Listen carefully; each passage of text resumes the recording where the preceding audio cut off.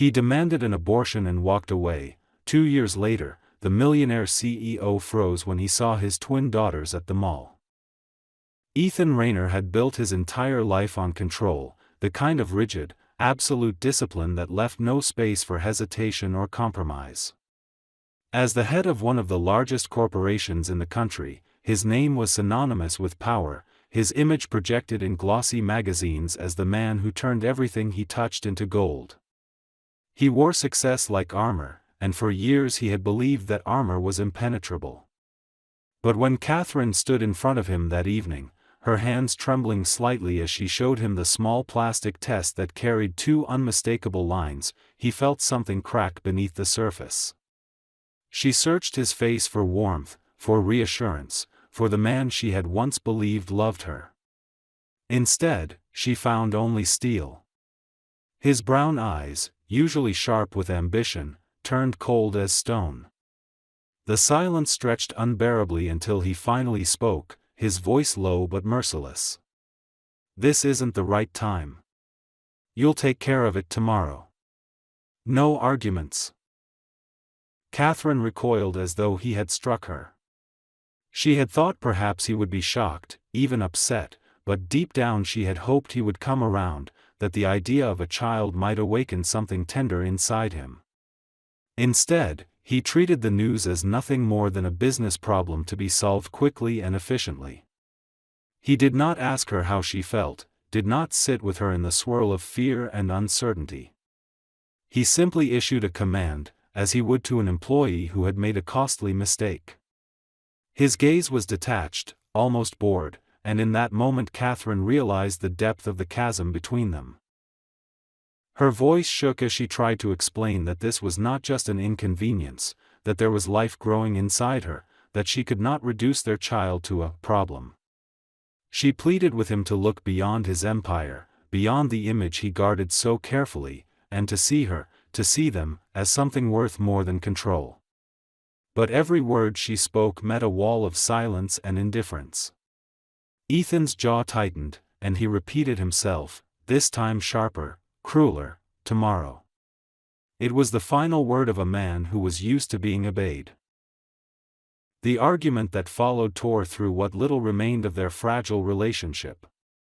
Catherine's tears did not move him, her anger did not shake him.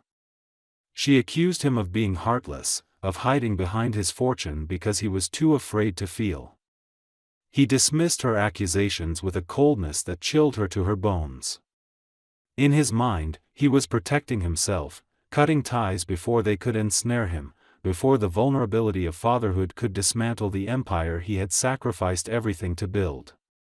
But in doing so, he failed to see that he was not protecting himself at all. He was damning himself to a loneliness he would not recognize until years later. That night, Catherine packed her things. She left without looking back, clutching the ultrasound photo she had taken earlier that day. She knew he would never open his heart, not then, not when it mattered most. She left his penthouse, its polished surfaces and gleaming windows reflecting nothing but emptiness, and stepped into a world of uncertainty. Her heart was broken, but it beat in rhythm with the tiny lives growing inside her, and she swore she would protect them no matter what it cost her. Ethan stood at the window long after she had gone, staring at the city lights stretching endlessly below. He told himself he had done the right thing, that she would thank him one day for saving them both from a burden that neither of them was prepared to carry. He poured himself a drink, convinced that he had made the rational choice, the strong choice. Yet somewhere deep inside, beneath the layers of pride and certainty, a faint unease stirred. He ignored it, just as he ignored the unopened message that she left behind, never realizing that in turning away from her that night, he had turned away from the only future that could have made him whole. Catherine's departure was not the dramatic escape of a woman running into freedom, but the quiet, painful retreat of someone who had been pushed out of a life she thought was hers. The city seemed colder as she walked through the streets with her suitcase, every light a reminder of the world she was leaving behind.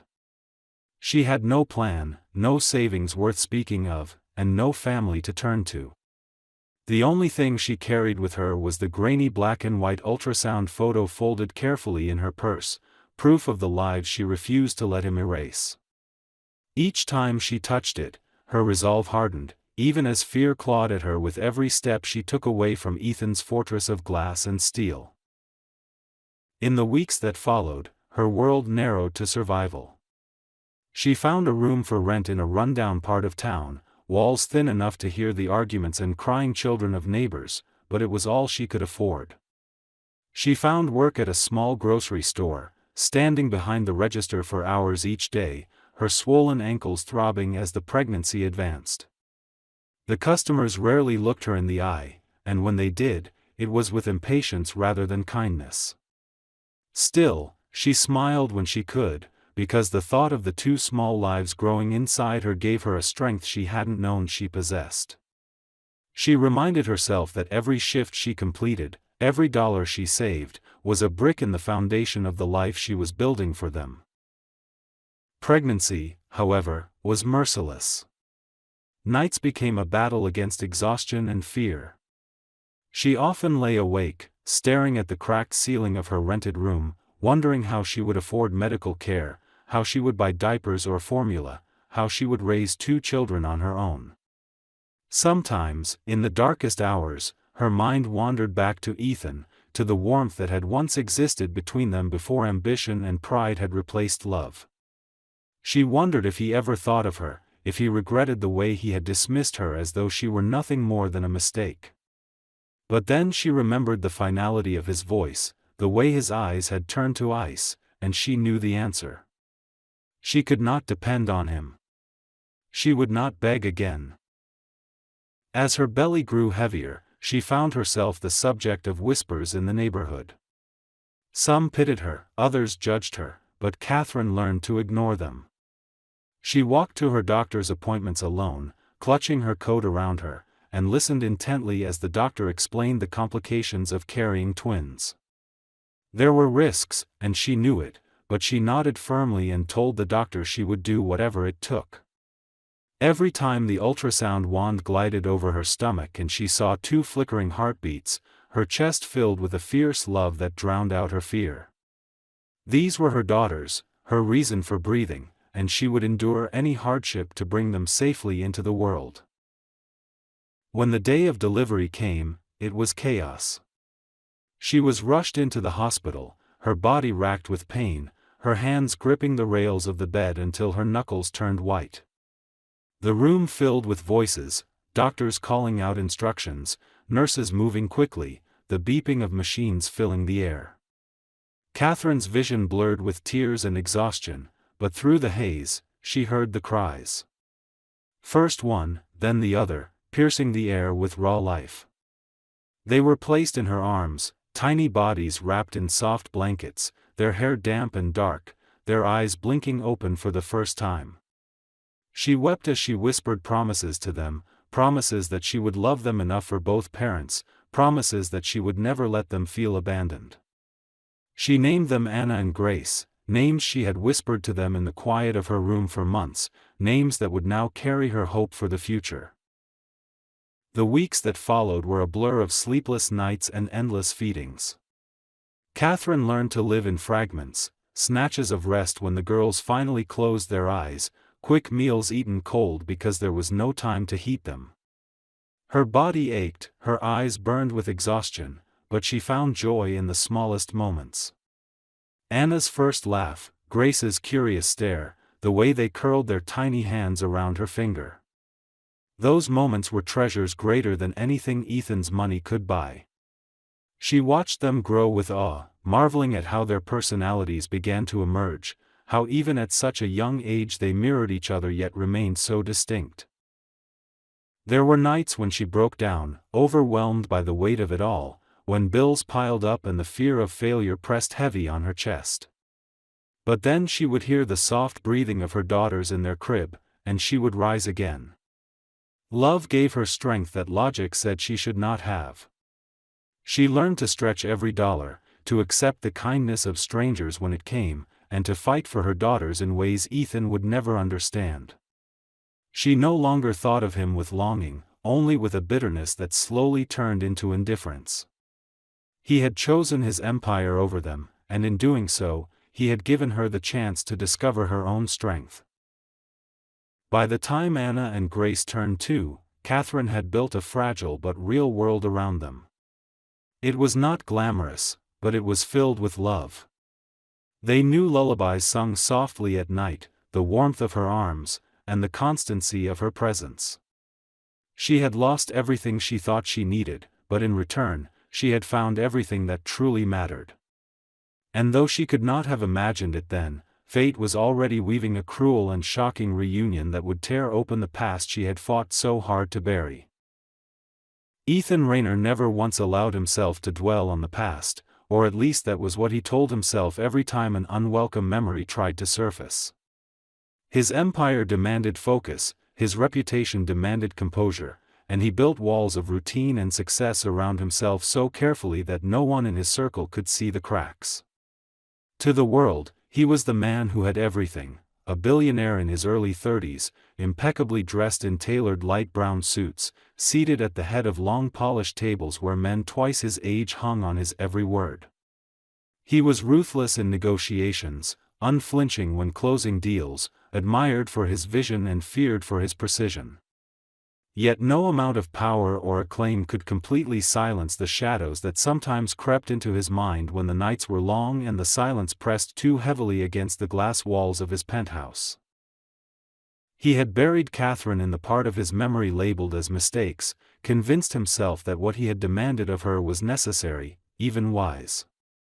He told himself that she would be better off without him, that she could not have endured the weight of his world, and that cutting ties had been an act of clarity rather than cruelty. But beneath those carefully constructed lies lay the truth he refused to confront: he had been afraid. Afraid of change, afraid of vulnerability, afraid of allowing love to unseat him from the pedestal he had carved out of stone. He had chosen his empire because it required nothing but ambition, and in exchange he had abandoned something he did not fully understand until it was far too late. The years passed in a blur of contracts, interviews, and global expansion. Ethan became the face of corporate success, the example that business schools cited, the man magazines called the steel visionary. Yet for all the accolades, he often returned to his home with the gnawing emptiness of someone who had traded too much for too little. His assistants whispered about his long hours, his refusal to take vacations, his obsession with control, but none dared question him to his face. He carried on with the practiced confidence of a man who had never failed, but deep down he wondered why his victories no longer felt like triumphs. The image of Catherine would sometimes intrude without warning. He would see her laugh in a stranger's smile, hear her voice in the quiet before dawn, feel her absence like a wound he could never close. He ignored it, poured himself another drink, buried himself in another deal. He had not read her final message. He never admitted it to anyone, but the unopened notification still sat in his phone, a silent reminder he could never bring himself to delete. He never looked, because deep down he knew that whatever it contained might undo him, and he could not afford to be undone. Fate, however, has no respect for the walls men build around themselves.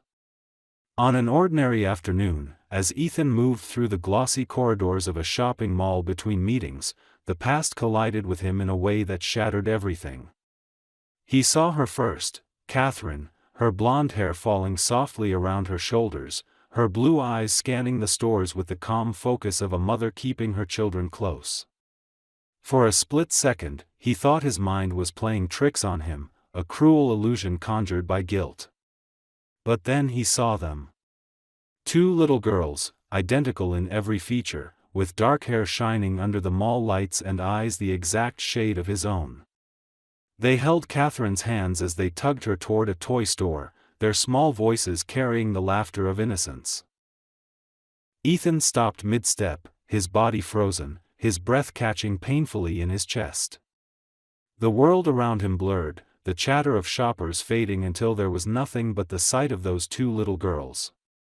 His legs refused to move. His empire, his wealth, his carefully curated strength meant nothing in that instant, because he knew with absolute certainty what he was looking at. They were his daughters. Catherine turned her head then, her eyes locking on his. In her gaze he saw no warmth, no longing, only a wall of steel as impenetrable as the one he had once used against her.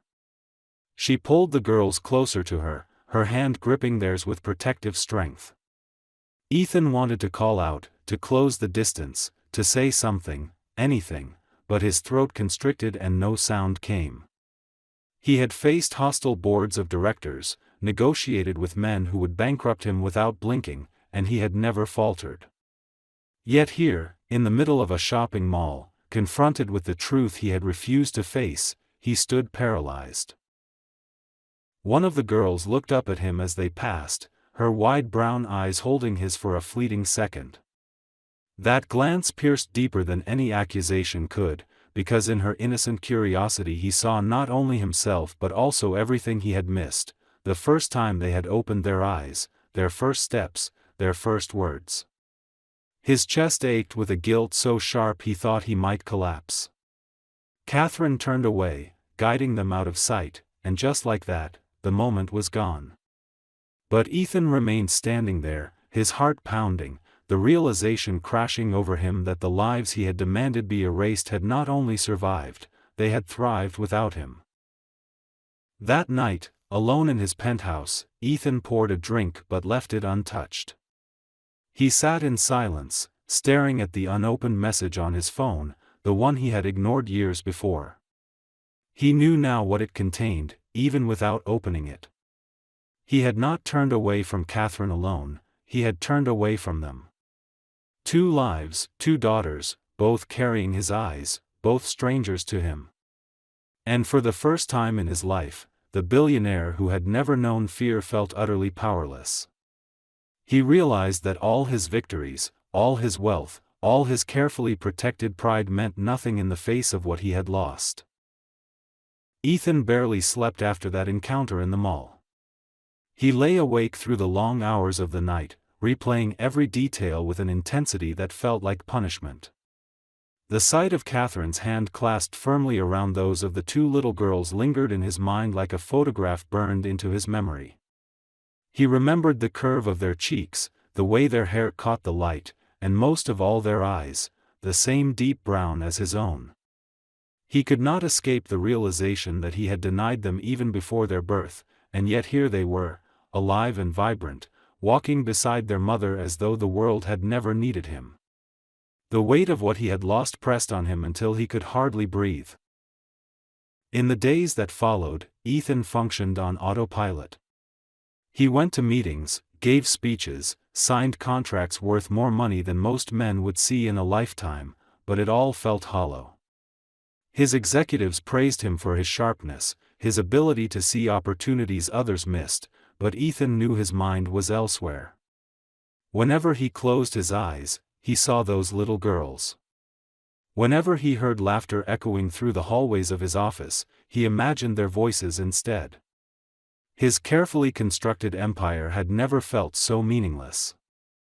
He had always believed that wealth could insulate him from regret, that achievements could drown out whatever ghosts might haunt him. Now he knew he had been wrong. Money could buy him anything but the years he had already lost. He began searching for them in small, almost desperate ways. At first, he returned to the mall under the guise of errands, scanning the crowds in the hope that he might see them again. When that failed, he called in favors, asked quiet questions through discreet contacts, using the network that had always ensured he stayed ahead of his rivals. It did not take long. Within days, he had an envelope on his desk filled with photographs and notes, every detail of their lives compiled in neat lines of text. Catherine lived in a modest neighborhood, far from the glittering high-rises Ethan called home. She drove an older car, one that looked too small to carry 2 children comfortably, and worked part-time at a local store. The twins, Anna and Grace, attended a nearby daycare. The report described them as healthy, happy, and full of energy, and each photo was proof of that. Ethan sat in his office long after the building had emptied, staring at images of his daughters running through a yard, playing with toys, clinging to their mother with unshakable trust. The sight of Catherine hit him hardest. She no longer looked like the woman he remembered, dressed in designer clothes and sitting across from him at lavish dinners. Instead, she wore simple outfits, her blonde hair often tied back, her face marked with lines of exhaustion that spoke of sleepless nights and constant worry. Yet there was a strength in her eyes that he had never noticed before, or perhaps one he had destroyed and she had rebuilt without him. She had raised 2 children on her own, without his money, without his support, without even his acknowledgement. That realization gutted him. For all his power, for all the boardrooms he commanded, it was Catherine who had proven stronger than he had ever been. Ethan spent nights staring at those photos, guilt tearing through him with every page. He remembered the cold way he had dismissed her, the cruelty of his command, the arrogance that had convinced him he was above the responsibilities of fatherhood. He had silenced her, ignored her, and walked away, and in doing so, he had abandoned not only her but them. Now, with each image of Anna and Grace, he saw how much he had missed. Their first smiles, their first words, their first steps, all gone, moments he could never recover. He had not just missed them, he had thrown them away before they even had a chance to exist. Eventually, he could no longer bear the distance. One evening, he drove to the neighborhood where they lived, parking his expensive car several houses down so as not to draw attention. From the shadows, he watched as Catherine carried groceries into the house, the twins skipping around her, their laughter ringing through the quiet street. The sound pierced him more deeply than any criticism ever had. He gripped the steering wheel so tightly that his knuckles whitened, every part of him screaming to step out, to call her name, to kneel in front of those little girls and tell them the truth. Yet fear rooted him in place. The same fear that had once made him demand the unthinkable now held him back from the one thing he wanted most. He stayed there until the lights in the house flickered off and the neighborhood fell silent. His heart ached with every moment he delayed, every second he let slip through his fingers. But as he drove back into the city, the faces of Anna and Grace haunted him, refusing to fade. He realized then that he could no longer hide behind excuses or pride. The empire he had built suddenly felt fragile compared to the bond he had denied himself. Catherine's strength had created a life without him, but he would not remain a stranger any longer. He could not undo the past, but he could fight for a place in their future. And as he pulled into the empty garage of his penthouse, Ethan whispered the names he had learned from that report, Anna, Grace, as though speaking them aloud could anchor him to the vow forming inside his heart. He would not run again. This time, he would face the storm he had created, no matter how much it destroyed him in the process. When Ethan finally gathered the courage to approach Catherine, it was not the commanding entrance of a man who had spent his life being obeyed. He did not arrive with an entourage or an expensive gift meant to buy forgiveness. He came alone, standing on the worn steps of her modest house, his tailored light brown suit out of place in the quiet neighborhood. For the first time in his adult life, his hands trembled. He knocked lightly, almost hoping she would not answer, almost praying she would, and when the door opened, the sight of her hit him harder than any blow ever could. Catherine stood in the doorway with her hair pulled back, her blue eyes sharp but wary, her body angled slightly in front of the 2 small girls who peeked out from behind her legs. Anna clutched a doll, Grace clung to her mother's dress, and their wide brown eyes fixed on him with innocent curiosity. For a moment, words deserted him. He had rehearsed a dozen speeches in his mind, practiced apologies that sounded almost noble, but standing in front of them, he realized how hollow those words were. The silence stretched painfully until Catherine spoke, her voice steady and edged with steel. "What do you want, Ethan?" It was not a question filled with longing, but one that carried the weight of years of betrayal. He swallowed hard, feeling his throat tighten.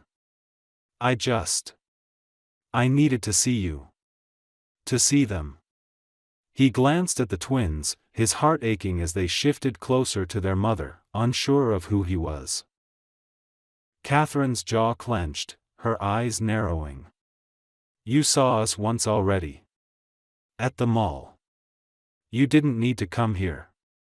Her voice was sharp, defensive, but underneath it he thought he could hear the faint tremor of old wounds. He shook his head slowly, forcing himself to meet her gaze. No. That wasn't enough. I can't explain what it did to me, seeing them, realizing what I missed. What I threw away. I'm not here to make excuses, Catherine. I just want a chance to know them, to be something other than a stranger they'll never remember. Her eyes flashed with anger. She stepped fully into the doorway now, blocking the girls from his view. You don't get to decide that now, not after everything. Do you even remember what you said to me? Do you remember demanding that I end their lives as if they were an inconvenience? Each word struck him like a lash, and he bowed his head, shame coursing through him. I remember, he admitted, his voice raw. And it's the greatest regret of my life. I can't undo it, I can't erase the cruelty of that night, but I can try to spend the rest of my life making sure they know they are wanted, that they are loved. I can try to be the father I should have been from the beginning. The air between them grew heavy. Catherine's hands trembled slightly, but her voice stayed firm. You think showing up now erases 2 years of silence?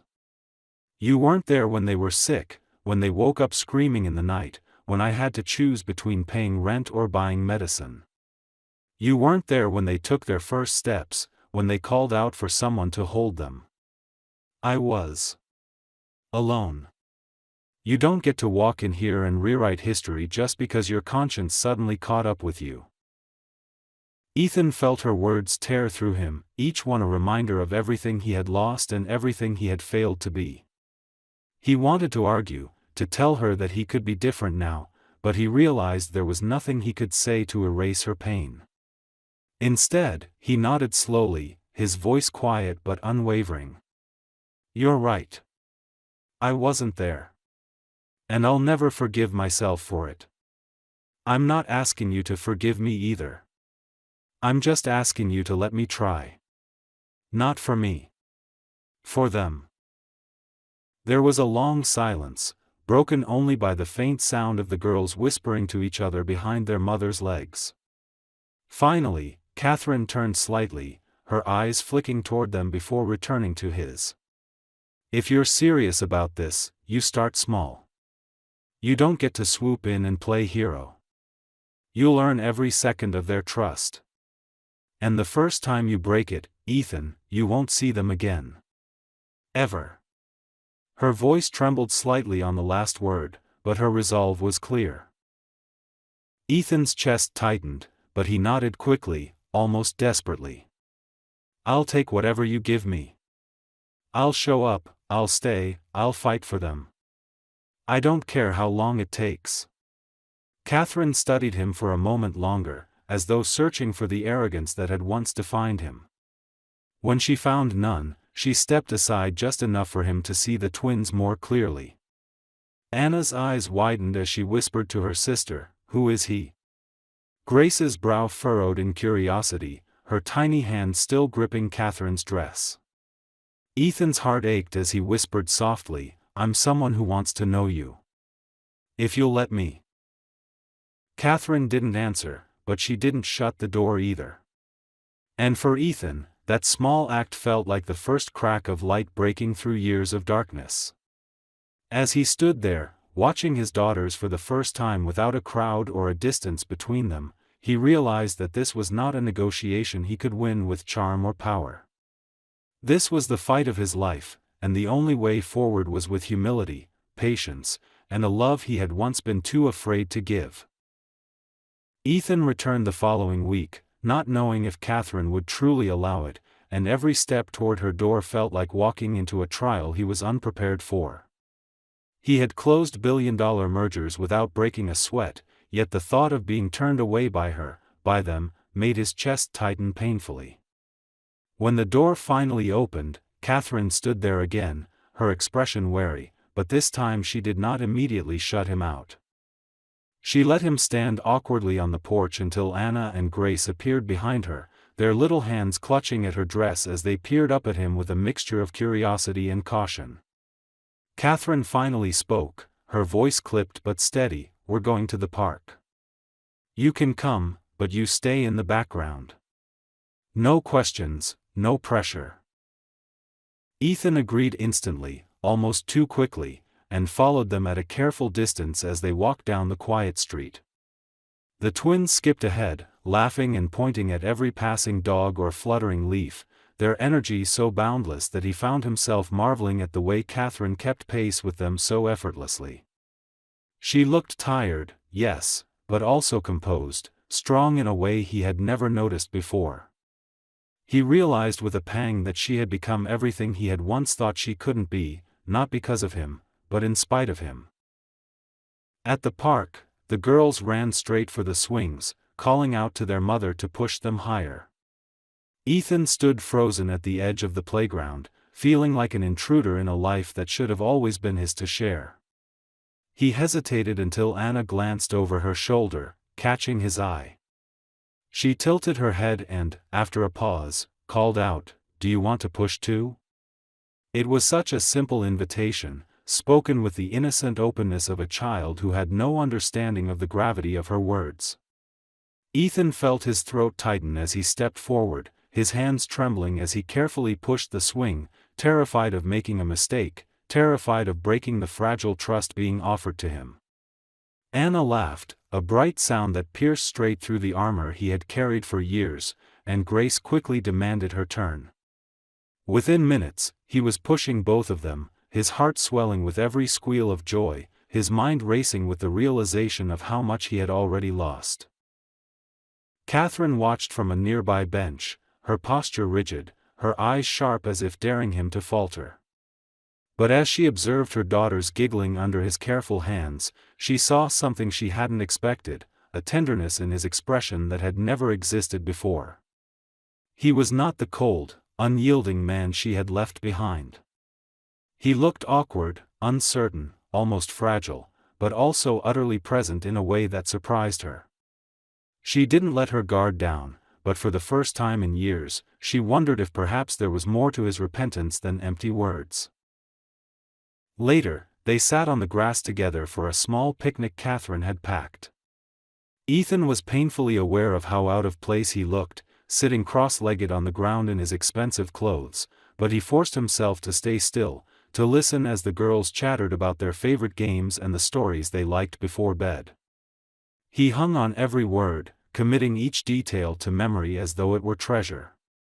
When Grace leaned against him absent-mindedly, distracted by a cookie in her hand, Ethan felt his entire body freeze. It was the first time one of them had touched him without hesitation, and the weight of it nearly undid him. He didn't dare move, terrified she would pull away, but when she stayed there, comfortable and unbothered, something inside him cracked wide open. As the afternoon faded, Catherine gathered the girls and stood to leave. Ethan rose too, uncertain if he should follow, afraid of overstepping. But Catherine surprised him by speaking softly, almost reluctantly. "You can walk us home." The words were simple, but to Ethan, they carried more significance than any contract he had ever signed. He walked beside them quietly, watching as the girls skipped ahead, their laughter ringing down the street. Catherine stayed close, her presence a reminder that he was still on trial, still unproven. Yet there was a flicker of something in her gaze that had not been there before, not forgiveness, not trust, but perhaps the faintest glimmer of possibility. That night, alone in his penthouse, Ethan replayed every moment of the day. He thought of the way Anna had looked back at him, the sound of Grace's laughter as he pushed her higher, the weight of her small frame leaning against him. He thought of Catherine's sharp eyes, her steady voice, and the walls she still held firmly in place. He knew this was only the beginning, that he had years of damage to undo and scars to heal, but for the first time in his life, he felt that he had found something worth fighting for with everything he had. Not another empire, not another victory, but the fragile chance to be the father he should have been from the very start. Weeks turned into months, and slowly Ethan became a presence in his daughters' lives, no longer just a stranger at the door but a figure they began to expect, someone who appeared at the park or outside the daycare with a patience that surprised even him. He learned to set aside his board meetings, reshuffling the calendars his assistants had once guarded with iron precision, all so that he could be there when Anna and Grace waved their drawings in the air or called out his name with their bright little voices. At first, they still called him Mr. Ethan, echoing the way Catherine had introduced him, but one evening Anna slipped and called him Dad without realizing it, and the word struck him harder than any accolade or award he had ever received. He carried that moment with him like a hidden treasure, repeating it silently when the nights grew long and lonely, as though the word itself had the power to keep him alive. The change in him did not go unnoticed. His colleagues whispered about how the once unshakable billionaire now left meetings early, how his sharpness had softened into something more human, how his focus seemed less on profit margins and more on people. He didn't care. For the first time in his life, he understood that success measured in numbers meant nothing compared to the joy of being asked to sit on a carpet and help build a castle from blocks. Grace loved to hand him pieces just to watch him fumble with them, laughing when his tower collapsed and clapping when he tried again. Anna, quieter but just as strong-willed, often curled up beside him with a book, insisting he read even when he stumbled through stories he had never learned as a child. Every moment felt like a lesson, every laugh a gift, every touch a reminder of how much he had once thrown away. Catherine remained cautious, her eyes always watchful, her trust locked behind walls she had built to protect herself and her daughters. Ethan never faulted her for it. He understood that he had destroyed something that could not be rebuilt with a few kind gestures or a handful of promises. He accepted her rules without argument, arriving when she allowed, leaving when she asked, never pushing further than she permitted. Yet little by little, her stance softened, almost imperceptibly. She no longer stood with her arms crossed at the playground. She no longer dismissed him with curt words when he lingered too long at the door. Sometimes, late in the evening when the girls had fallen asleep, they sat in silence at her kitchen table, not as lovers rekindling what was lost, but as two weary parents connected by the bond of the children they had brought into the world. It was during one of those quiet evenings that Catherine finally spoke words that cut deeper than any of her earlier anger. "Do you have any idea," she said softly, staring at her hands rather than at him, "what it felt like to carry them alone? To hear their hearts beat inside me while you were building towers of glass and steel? To sit in a hospital bed with two newborns and know that the man who should have been there had turned his back on us?" Her voice trembled, and Ethan's chest tightened with guilt so sharp he could hardly breathe. He reached for words but none came, only the truth that no excuse could justify the choices he had made. All he could whisper was, "I was a coward. I thought strength meant shutting you out. I see now that it was weakness. And if it takes the rest of my life to prove it to you, to them, then that's what I'll do." Catherine did not respond, but her silence was not the same as rejection. She studied him for a long time, and though her face revealed nothing, Ethan thought he saw the faintest flicker of something shift in her eyes. Not forgiveness, not yet, but perhaps recognition that he was no longer the same man who had once destroyed her. The turning point came one rainy afternoon when Grace tripped and scraped her knee at the playground.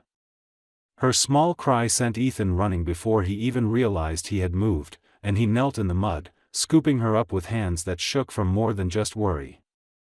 He whispered soothing words, cradling her as though she were made of glass, and when Catherine arrived seconds later, she stopped in her tracks.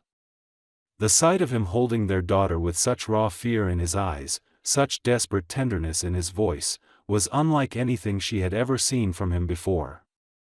In that moment, something inside her cracked, a piece of the armor she had carried for years splintering against her will. She knelt beside him, their hands brushing as they comforted the child together, and for the first time, she did not pull away.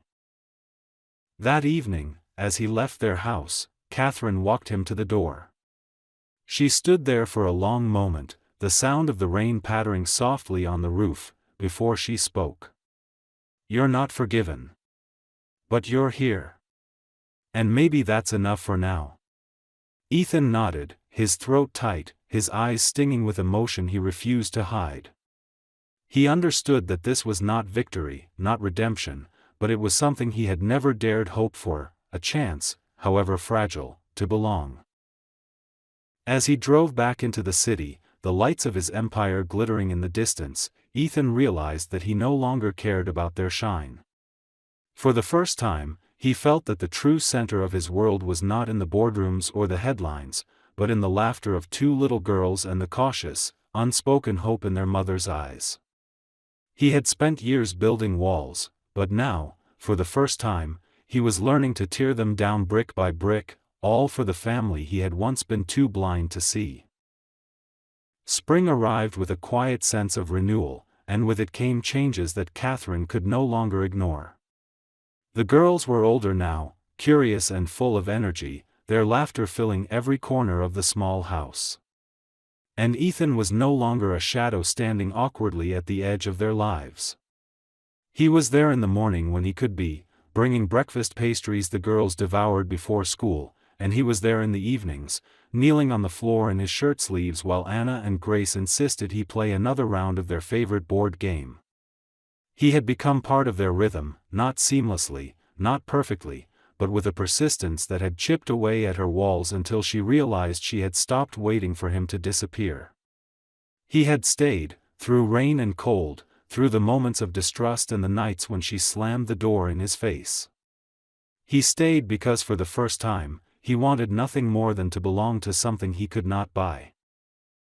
One night, Catherine stood in the doorway to the living room, watching him as he sat cross-legged on the carpet, both girls leaning against him, their small heads resting against his chest. He was telling them a story, stumbling over the words but making them laugh anyway, his voice gentle in a way she had never heard before. The sight caught her off guard, stealing her breath, because for a fleeting moment she saw not the ruthless man who had once broken her, but a father who had learned how to love through the very children he had once rejected. When Anna's eyes drifted closed and Grace yawned against his shoulder, Ethan glanced up at Catherine, and in his gaze there was no arrogance, no demand, only a quiet plea for acceptance. Later that evening, after the girls were asleep, they sat at the kitchen table together. Catherine made tea, her hands shaking slightly as she placed the cup in front of him. The silence stretched between them, filled with years of unspoken pain, until she finally broke it. "Do you ever think about what it would have been like, if you had stayed?" Her voice was calm, but her eyes were sharp, searching him. Ethan exhaled slowly, his hands tightening around the cup. "Every day," he admitted. "I think about the nights I missed holding them, the mornings I never saw their faces light up. I think about you, about the strength it took for you to raise them alone, and I hate the man I was. I would give up everything I have, every dollar, every deal, if I could change that one choice. But I can't. All I can do now is be here, however you'll let me." Catherine's eyes softened, though tears lingered there. "You can't undo it. You can't erase the hurt. But I see the way they look at you now, the way they wait at the window when you're late. I see the way you've changed, Ethan. And maybe we can stop living in what was, and start trying to build something new." Her voice cracked slightly at the end, and Ethan reached across the table, his hand trembling as it hovered above hers before she finally let him touch it. It was not forgiveness, not yet, but it was a bridge, fragile and real, and for him it was enough. The weeks that followed brought small but profound changes. Catherine allowed him to pick the girls up from school, to join them for family dinners, to sit at the head of a table he had once forfeited by choice.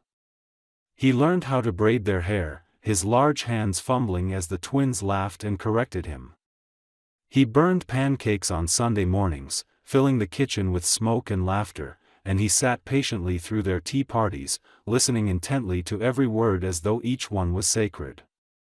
The more time he spent with them, the more he realized that true wealth was not found in the skyscrapers he owned, but in the warmth of their trust, the safety of their laughter, and the cautious but undeniable affection in Catherine's eyes. One evening, as twilight spread across the sky, Ethan stood in the yard with Anna and Grace clinging to his hands, their small voices urging him to chase them through the grass. Catherine watched from the porch, her lips curved into a faint smile that spoke of something she had long held back but could no longer deny. He paused for a moment, looking at her, and in that glance he saw not only the woman he had lost, but the life he had been too blind to embrace. He understood then that redemption was not about erasing the past, but about choosing differently every single day. It was about showing up, about loving without fear, about proving through action what words could never repair.